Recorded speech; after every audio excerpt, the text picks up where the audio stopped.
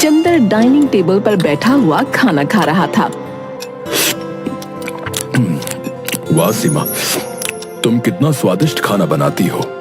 वैसे मैं सोच रही थी कि क्यों ना हम अपना एक रेस्टोरेंट खोल लें। मैंने कुकिंग क्लासेस भी की हैं और आपने होटल मैनेजमेंट, और इससे हमें कहीं और काम भी नहीं करना पड़ेगा और हमारा घर भी अच्छे से चल जाएगा। बात तो तुम ठीक कह रही हो सीमा, लेकिन मेरे पास अभी इतने पैसे नहीं हैं कि हम ढाबा खोल लें। आप ऐसे ही परेशान होते हैं। आजकल बैंक से लोन लेना कितना आसान हो गया है। हम बैंक से लोन लेकर एक रेस्टोरेंट खोल लेंगे और फिर बाद में किश्त से लोन चुकाया करेंगे। हाँ, ये हो सकता है। मैं कल ही बैंक मैनेजर से जाकर लोन के बारे में बात करूंगा। हाँ। अगले दिन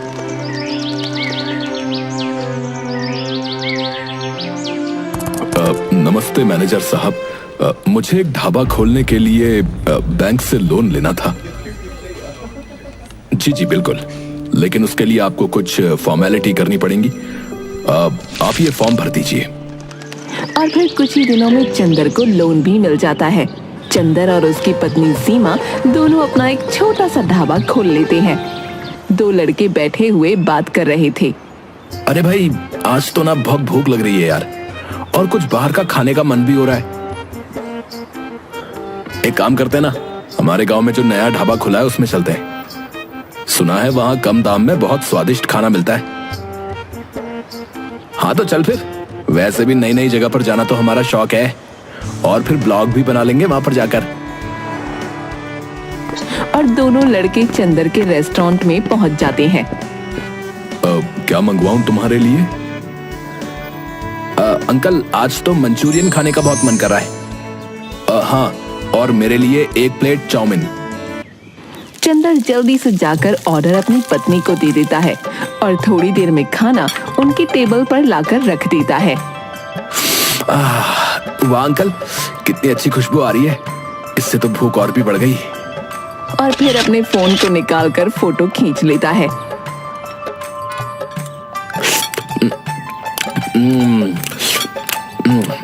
अंकल, आपके रेस्टोरेंट का जितना नाम सुना था ना, ये तो उससे भी ज्यादा अच्छा निकला। अब हम बार बार यहीं पर खाना खाने आएंगे। हाँ हाँ अंकल, सच में इतने कम दाम में तो सिर्फ आप ही के यहाँ पर खाना मिलता है। हाँ। दोनों लड़कों की बात सुनकर चंदर खुश हो जाता है। सीमा, तुम्हारे हाथ का खाना लोगों को बहुत पसंद आ रहा है।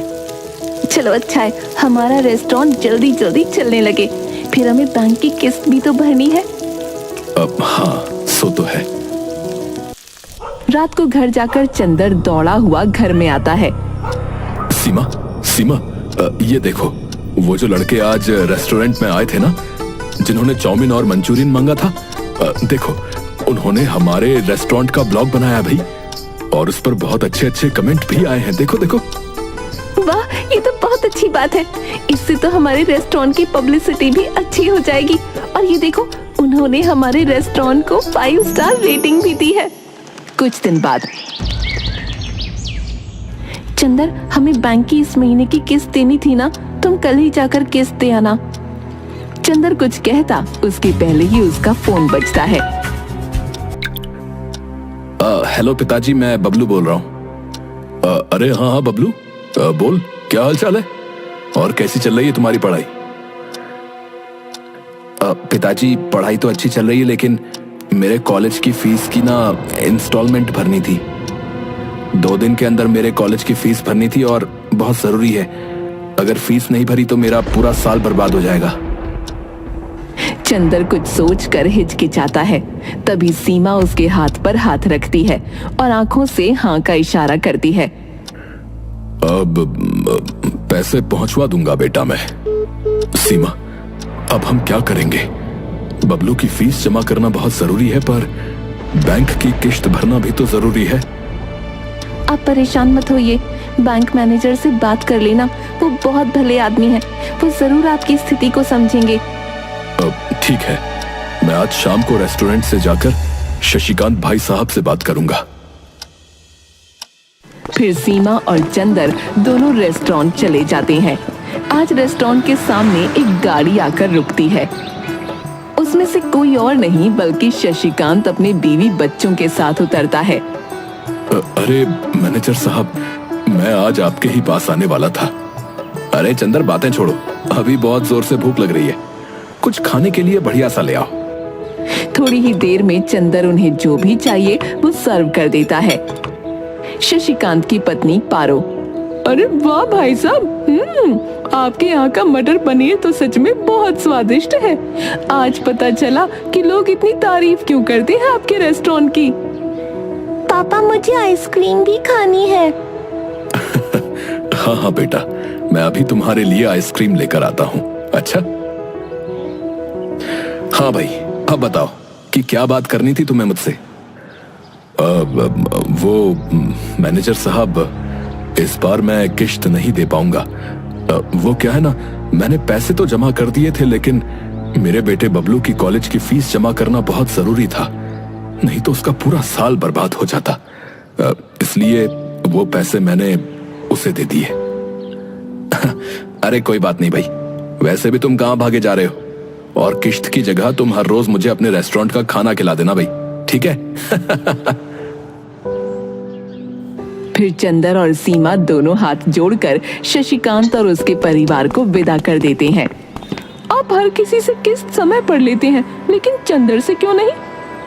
चंदर बहुत ही ईमानदार आदमी है, मुझे पूरा भरोसा है कि वो अपनी किश्त जमा कर देगा।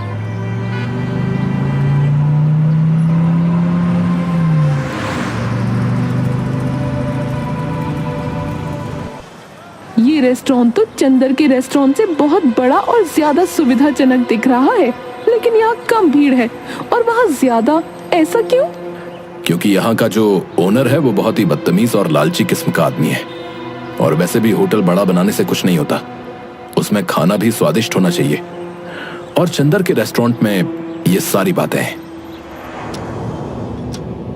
साहब, आपने इतनी मेहनत से इतना अच्छा और बड़ा रेस्टोरेंट खोला, लेकिन आपसे ज्यादा तो उस चंदर का रेस्टोरेंट चल रहा है। हाँ, और सुना है कि उसके रेस्टोरेंट में उसकी बीवी खाना बनाती है भाई। हाँ सरकार, क्यों ना आप भी भाभी जी से ही खाना बनवा लो। अरे उसे सिर्फ खाना खाना आता है, बनाना नहीं। वैसे भी जब आखिरी बार तुम हमारे घर आए थे और मैंने उसे पनीर की सब्जी बनाने के लिए बोला था, तो याद है ना कैसी बनाई थी? हाँ, नहीं, उनसे अच्छा तो हम किसी और से ही बनवा लेंगे। हाँ हाँ, तो अब जल्दी से सोचो कि उस चंदर का ढाबा बंद कैसे करवाएं, क्योंकि अगर उसका रेस्टोरेंट चल गया तो हमारा रेस्टोरेंट बंद होने की कगार पर आ जाएगा, समझे? वैसे एक तरकीब है हमारे पास सरकार। इस चंदर ने ढाबा बैंक से लोन लेकर खोला है और इस महीने की किश्त भी नहीं चुकाई। अगर हम बैंक में शिकायत कर दें तो बात बन सकती है। अरे लेकिन वो बैंक का मैनेजर शशिकांत, वो उसी की तरफदारी करता फिरता है? जी सरकार, उसकी फिक्र आप क्यों करते हो? अगले महीने इस मैनेजर का ट्रांसफर होने वाला है। हाँ? उसके बाद तो चंदर को बैंक की किश्त भरनी ही पड़ेगी ना। इतनी जल्दी इतने पैसे जमा करना उसके बस की बात नहीं है सरकार। राजेश शैतानी मुस्कान देता है। कुछ दिनों बाद शशिकांत का ट्रांसफर हो जाता है और उसकी जगह नए मैनेजर रोहन, जो कि राजेश का रिश्तेदार था, वो आता है। अरे रोहन, और क्या हालचाल है? मैं तुम्हारा बहुत दिनों से इंतजार कर रहा था। हाँ राजेश, तुमने यहाँ मेरा ट्रांसफर करवाने के लिए बहुत पापड़ बेले हैं, बताओ क्या काम है? वो क्या है ना, मेरे रेस्टोरेंट से थोड़ी दूर चंदर नाम के एक आदमी का रेस्टोरेंट है। उसने काफी समय से बैंक की किश्त नहीं भरी। पिछला मैनेजर तो उसे कुछ नहीं कहता था, लेकिन मैं चाहता हूं कि तुम उससे सारे पैसे एक साथ मांगो। मुझे यकीन है कि वो इतने सारे पैसे एक साथ नहीं दे पाएगा। वो तो ठीक है, लेकिन तुम्हें तो पता है ना महंगाई कितनी बढ़ गई है। तो मैं कोई भी काम जो है बिना पैसों से नहीं करता भाई। हाँ भाई, सो तो है, लेकिन तुम फिक्र मत करो, तुम्हारा इनाम मैं घर पर भिजवा दूंगा, ठीक है? ठीक है, फिर कल तक तुम्हें खबर मिल जाएगी कि चंदर और उसकी पत्नी रोड पर आ गए। अगले दिन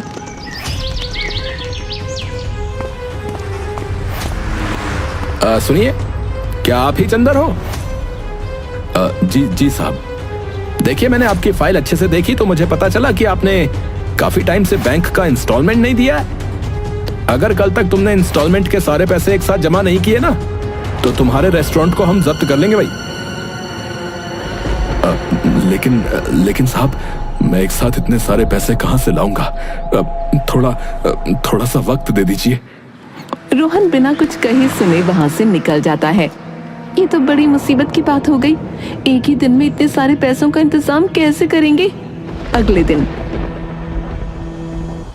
रोहन फिर से चंदर और सीमा के रेस्टोरेंट पर जाता है। हाँ जी, तो फिर हुआ पैसों का इंतजाम? नहीं मैनेजर साहब, आप मुझे बस एक हफ्ते का वक्त दे दीजिए। देखिए, मैंने कल ही आपसे कह दिया था कि एक दिन से ज्यादा आपको वक्त नहीं मिलेगा। अब तुम्हारा घर और रेस्टोरेंट दोनों जब्त कर लूंगा। और ये देखो, ये रहे कानूनी कागजात, ये सब ऑफिशियल है। सीमा और चंदर कुछ नहीं कर पाते। अब हम कहाँ जाएंगे जी? अब ना तो घर रहा ना रेस्टोरेंट, अब हम क्या करेंगे? चंदर बिना कुछ बोले रेस्टोरेंट की बातें याद कर रहा था। हम दोनों 2 दिन से इधर उधर भटक रहे हैं, अब मुझ में ताकत नहीं रही। और एक जगह पर बैठ जाते हैं। तभी पीछे से एक आवाज आती है जो कि बबलू की थी। पिताजी, आपकी ये हालत कैसे हुई? मैं घर और रेस्टोरेंट दोनों जगह गया, लेकिन मुझे पता चला कि बैंक ने हमारा घर और रेस्टोरेंट दोनों जब्त कर लिए। फिर चंदर बबलू को सारी बातें बताता है।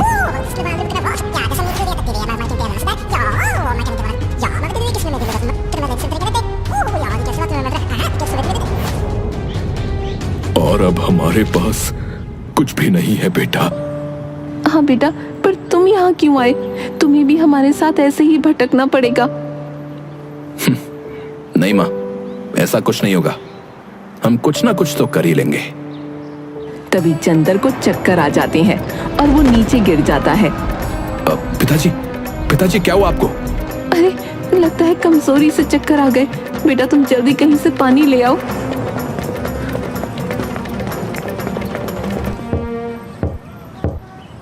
अरे दादा, थोड़ा पानी दे दो, वो मेरे पिताजी बेहोश हो गए। आदमी जल्दी से उसे एक लोटे में पानी दे देता है और बबलू चंदर को पानी पिलाकर एक जगह बैठा देता है। पिताजी, अब आप ठीक हैं? चंदर हाँ में सिर हिला देता है। माँ, मैं ये लोटा देकर आता हूँ। बबलू फिर उस घर में जाता है और लोटा दे देता है। तभी उसकी नजर एक ट्रक पर पड़ती है। अरे काका, ये ट्रक ऐसे ही क्यों पड़ा हुआ है? अरे खटारा है भाई, भंगार में बेचना है हमें। अच्छा काका, तो ये ट्रक जो है आप मुझे दे दीजिए। कितने में बेचोगे? बबलू उस आदमी से ट्रक ले लेता है। अरे काका, ये ट्रक तो अभी चल सकता है। देखो, मैंने इस ट्रक की जगह जो है ना, बहुत सारे नए ट्रक ले लिए हैं, तो अब ये जो है किसी काम का नहीं रहा मेरे लिए भाई। बबलू ट्रक को जैसे तैसे चलाकर चंदर और सीमा के पास ले जाता है। अरे बबलू, इस खटारा ट्रक को तुम यहाँ क्यों ले आए? अरे माँ, ये खटारा नहीं, हमारी खुशियों का पिटारा है। और फिर सीमा और चंदर को सारी बातें बताता है। अच्छा, लेकिन तुम इस खटारा ट्रक का करने क्या वाले हो बेटा? पिताजी, आप बस मुझे थोड़ा सा समय दे दो, फिर आपको सब कुछ समझ में आ जाएगा। बबलू उस खटारा ट्रक को सीधा करने में जुट जाता है। बबलू उस पर कलर भी कर देता है और बस 2 दिन में ही वो खटारा ट्रक बिल्कुल नया दिखने लग जाता है। बेटा, तुमने तो इस ट्रक को बिल्कुल नए जैसा बना दिया, लेकिन तुम करना क्या चाहते हो? माँ, बड़े बड़े शहरों में इसे फूड ट्रक कहते हैं। क्या? Food truck. हाँ हाँ सीमा, इस ट्रक को जो है हम कहीं भी ले जा सकते हैं। इसे हम हमारा चलता फिरता होटल बना सकते हैं। हाँ माँ, ये हमारा नया रेस्टोरेंट रहेगा और इस रेस्टोरेंट की स्पेशलिटी ये है कि आप इसे कहीं भी लेकर जा सकते हैं। इसका मतलब पहले तो सिर्फ फूड डिलीवरी होती थी, लेकिन अब हम होटल डिलीवरी भी कर सकते हैं। फिर सीमा और चंदर दोनों हंसते हैं। वैसे मुझे लगता है कि हमें इस रेस्टोरेंट की पब्लिसिटी करनी चाहिए। क्यों नहीं? तुम्हें याद है वो दोनों लड़के जिन्होंने हमारे रेस्टोरेंट का ब्लॉग बनाया था? हम भी बिल्कुल उसी तरह हमारे होटल का वीडियो बनाकर सोशल मीडिया पर डाल देंगे। हाँ हाँ, क्यों नहीं पिताजी, मैं अभी पूरे होटल का वीडियो बनाता हूँ। कुछ ही समय में बबलू का बनाया हुआ रेस्टोरेंट बहुत फेमस हो गया। कुछ आदमी नुक्कड़ पर बैठे बातें कर रहे थे। अरे भाई, तुमने सुना क्या? अरे पास के गांव में एक होटल है भैया, जो कि जरूरत पड़ने पर खुद चल कर जाता है। बस हमें एक बार जो है उस होटल को ऑर्डर करना पड़ता है, बस हो गया। हाँ हाँ भैया, अब बहुत अचंभे की बात है कि अब होटल भी जो है चलने लग गए हैं भैया। अरे पर ऐसा रेस्टोरेंट दिखता कैसा है भाई? मैंने तो अपने जीवन में नहीं देखा। अरे ताऊ जी, क्यों फिक्र करते हो? आप कहो तो मैं अभी बुला लेता हूँ उस रेस्टोरेंट को। अब हाँ हाँ बेटा, जरूर बुला लो। फिर मैं अपनी बुढ़िया को भी उसमें बैठकर खाना खिलाऊंगा। इधर रेस्टोरेंट में सीमा, ये देखो, हमारे होटल को सब लोग कितना पसंद कर रहे हैं और कितने सारे ऑर्डर आ रहे हैं। सीमा भी बहुत खुश हो जाती है। इधर राजेश और सुंदर दोनों गुस्से में थे। अरे सरकार, हमने तो इस चंदर का रेस्टोरेंट बंद करवा दिया था, लेकिन अब ये न जाने कहां से उस घुमक्कड़ रेस्टोरेंट को ले आया। मुझे नहीं पता, लेकिन मुझे कैसे भी उसके रेस्टोरेंट को खत्म करना है। मैं उसके रेस्टोरेंट को बम से उड़ा दूंगा। उस कलमुहे चंदर की वजह से मेरा रेस्टोरेंट बंद होने की कगार पर ही है। हाँ हाँ सरकार, सो तो है। मैं बस दिन भर मक्खी ही मारने का काम करता हूँ यहाँ पर तो। अगले दिन अरे सुंदर, उस होटल को काली पहाड़ी के पीछे वाले मैदान में बुला ले। हम वहीं उसे फोड़ देंगे। वहां किसी को भी पता नहीं चलेगा कि वो रेस्टोरेंट कहां गायब हो गया। सब कुछ प्लान के मुताबिक ही चल रहा था, लेकिन जैसे ही राजेश और सुंदर दोनों ट्रक के पास जाते हैं, वैसे ही ट्रक में लाल सायरन बजने लगता है। उसे सुनकर चंदर, बबलू और सीमा तीनों हैरान हो जाते हैं। अरे काका, आपके पास बम है? अरे नहीं नहीं, मैं बम का क्या करूंगा भाई? काका झूठ मत बोलिए, ये ट्रक बहुत सारी जगहों पर जाता है, इसलिए मैंने अपने फूड ट्रक में मेटल डिटेक्टर लगा दिया था, जिससे मुझे पता चल जाता है कि किसी के पास बम है या नहीं। अच्छा, तो तुम ही ने हमारे रेस्टोरेंट और घर को जब्त करवाया होगा और अब इस घुमक्कड़ रेस्टोरेंट को भी उड़ाना चाहते थे। मैं अभी पुलिस को फोन करता हूँ। नहीं नहीं बबलू बेटा, पुलिस को फोन मत लगाओ। लेकिन तुम मेरे छोटे से रेस्टोरेंट को क्यों खत्म करना चाहते हो? वैसे भी तुम्हारा कितना बड़ा रेस्टोरेंट है? तुम्हारा रेस्टोरेंट खुलने के बाद तो मेरा रेस्टोरेंट बंद होने की कगार पर आ गया था, इसीलिए मैंने तुम्हारे साथ ये सब किया था। मैं रोहन को कहकर फिर से तुम्हारा घर और रेस्टोरेंट छुड़वा दूंगा, लेकिन तुम पुलिस को फोन मत लगाओ बेटा।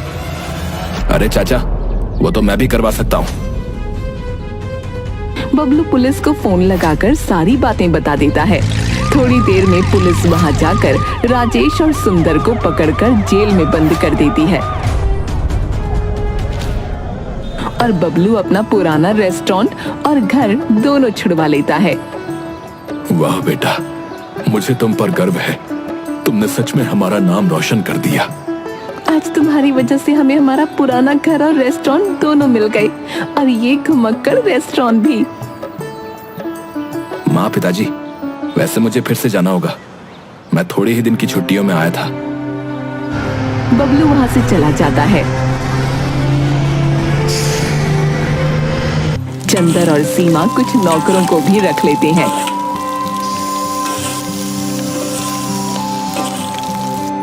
और फूड ट्रक के साथ साथ पुराने रेस्टोरेंट को भी चलाते हैं।